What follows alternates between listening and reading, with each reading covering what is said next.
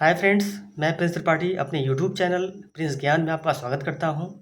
और जैसा कि आप लोग थंबनेल में देख रहे हैं कि हम लोग बात करने वाले हैं नोबेल पुरस्कार की शुरुआत कैसे हुई, इसके पीछे का कारण क्या था।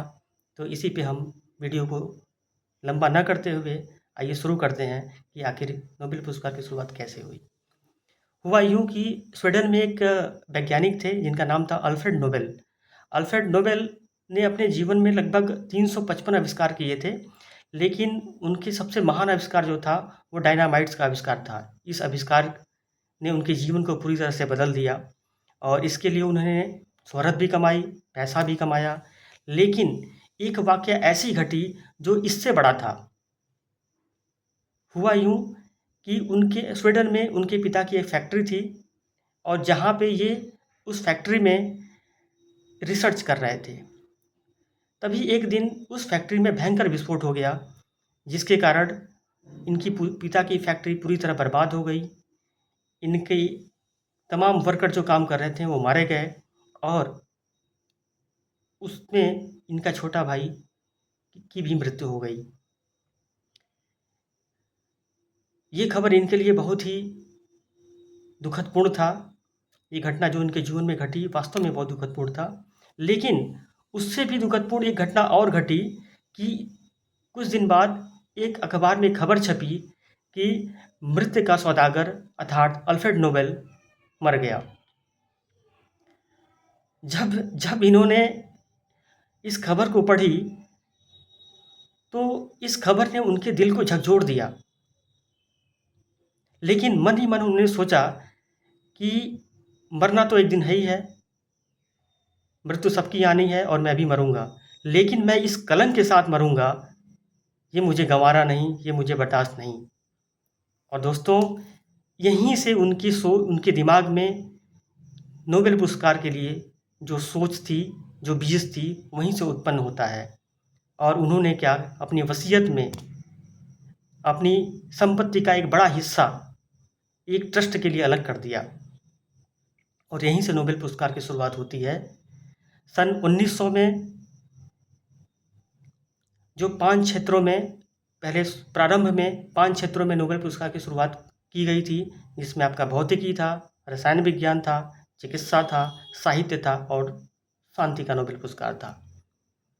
ये 5 क्षेत्र में पहले 1901 में पहली बार ये नोबेल पुरस्कार दिया गया।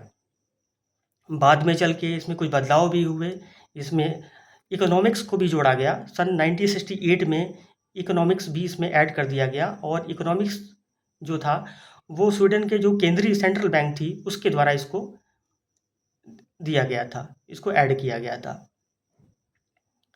दोस्तों, अल्फ्रेड नोबेल इस घटना ने अल्फ्रेड नोबेल को पूरी तरह झकझोर के रख दिया।